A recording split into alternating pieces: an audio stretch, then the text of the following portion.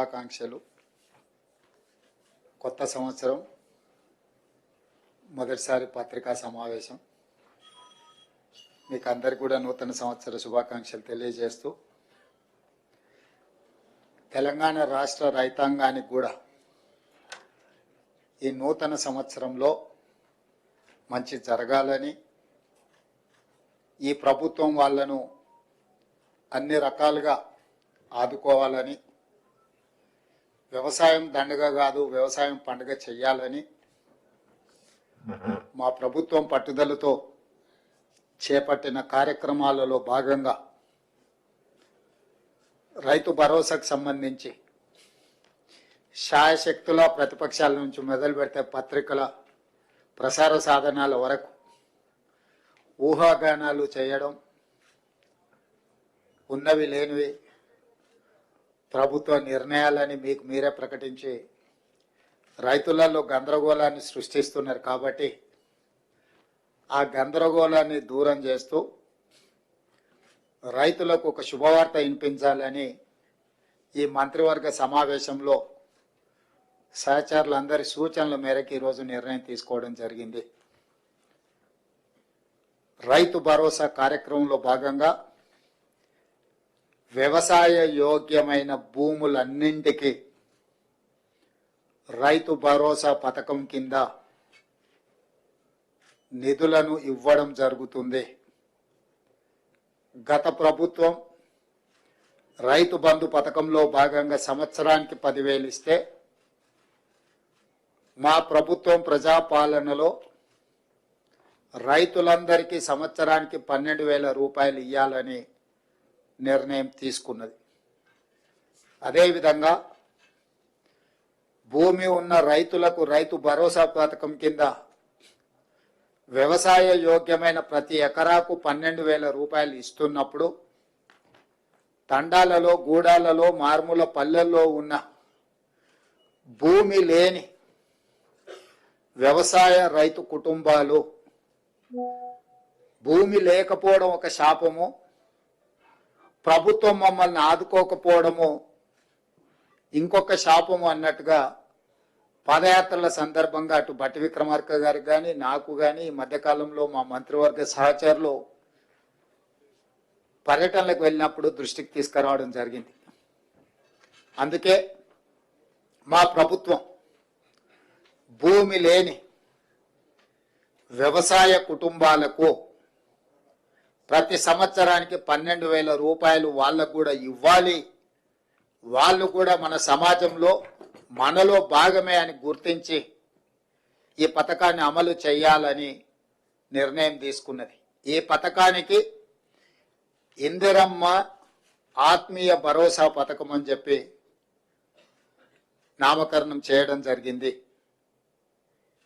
ఈరోజు భూమి ఉన్న వ్యవసాయ యోగ్యమైన భూములకు రైతులకు ఎకరాకు 12,000 ఇవ్వడమే కాకుండా భూమి లేని వ్యవసాయ కుటుంబాలకు సంవత్సరానికి 12,000 రూపాయలు ఇందిరమ్మ ఆత్మీయ భరోసా పథకం కింద ఇవ్వాలని నిర్ణయం చేయడం జరిగింది.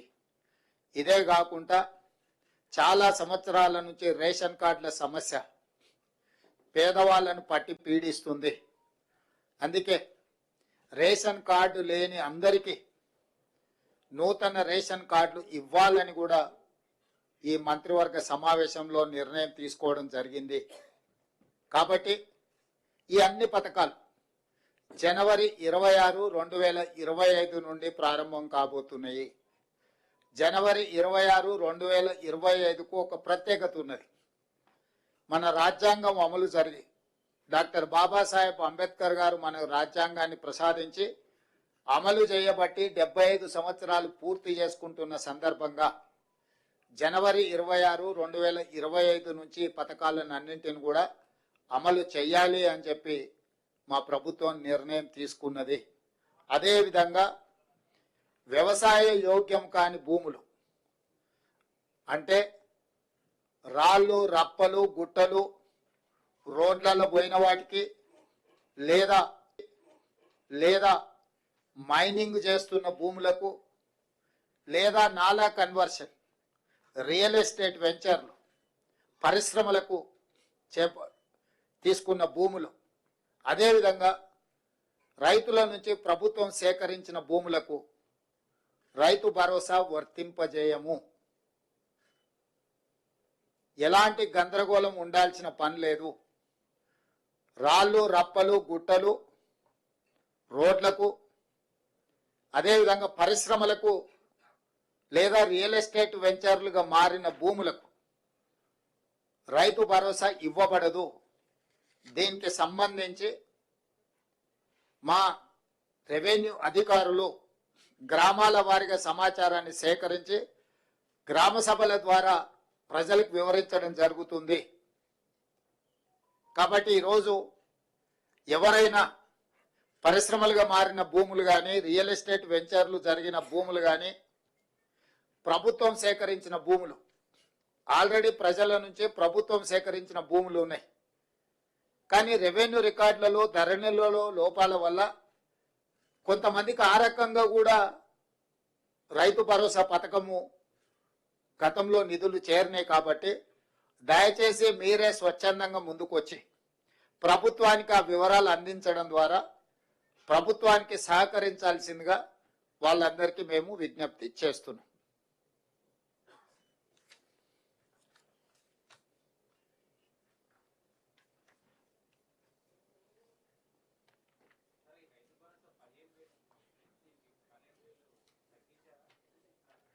పెంచినాం, 10,000 నుంచి 12,000కి పెంచినాం. ఇప్పుడు వెసులుబాటును, ఆర్థిక పరిస్థితులు, మనకున్న వెసులుబాటును బట్టి 10,000 నుంచి 12,000 రూపాయలకు పెంచుకోవడం జరిగింది. అదేవిధంగా భూమి లేని వ్యవసాయ కుటుంబాలకు కూడా 12,000 రూపాయలు ఇవ్వాలని నిర్ణయించుకోవడం జరిగింది. ప్రభుత్వానికి ఉన్న ఆదాయ వనరులను ప్రభుత్వం ఆదాయం పెంచడం, పేదలకు పంచడం మా ప్రభుత్వం యొక్క విధానం. ఎంత వెసులుబాటు ఉంటే అంత వెసులుబాటుతోటి రైతులకు మేలు చెయ్యాలన్నదే మా ఆలోచన. దాంట్లో భాగంగానే గత ప్రభుత్వం 10,000 రూపాయలు మాత్రమే ఇస్తే మా ప్రభుత్వం 12,000 రూపాయలను ఇవ్వడం జరిగింది.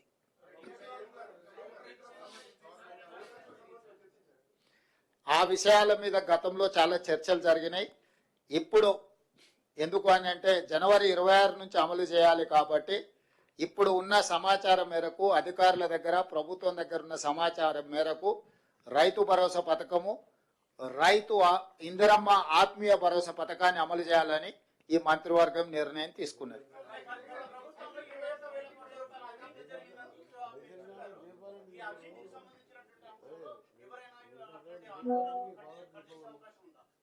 ఇప్పుడు గతంలో ఏం జరిగిందో దాని వెనక్కి వెళ్తే కేసీఆర్ కుటుంబం 1000 సంవత్సరాలు జైలు శిక్ష అనుభవించాల్సి వస్తుంది.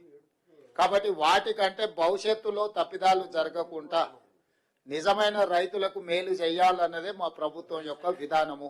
కాబట్టి ఈరోజు ఒక మంచి నిర్ణయం ఈ మంత్రివర్గ సమావేశంలో తీసుకున్నాం. కాబట్టి మీడియా మిత్రులకు కూడా నా సూచన, అనవసరమైన అంశాలు, అనవసరమైన వివాదాలకు తావియ్యకండి. స్పష్టంగా మళ్ళీ నేను చెప్తున్నా, వ్యవసాయ యోగ్యమైన ప్రతి ఎకరాకు రైతు భరోసా వస్తుంది. ప్రతి ఎకరాకు సంవత్సరానికి 12,000 రూపాయలు ఇవ్వడం జరుగుతుంది. భూమి లేని వ్యవసాయ రైతు కుటుంబాలకు సంవత్సరానికి 12,000 రూపాయలు నగదు ఇవ్వడం జరుగుతుంది. ఆ పథకం పేరు ఇందిరమ్మ ఆత్మీయ భరోసా. రేషన్ కార్డులు జనవరి 26 నుంచి రేషన్ కార్డులు లేని వాళ్లకు రేషన్ కార్డులు ఇవ్వడం జరుగుతుంది. 3 అంశాల మీద ఈ మంత్రివర్గంలో సానుకూలమైన, ప్రజలకు ప్రయోజనం చేకూర్చే నిర్ణయాలు తీసుకున్నాము. మీడియా మిత్రులు ఈ 3 అంశాలను ప్రజలకు చేరవేయాల్సిందిగా కోరుకుంటూ మీ అందరి దగ్గర సెలవు తీసుకుంటున్నాను.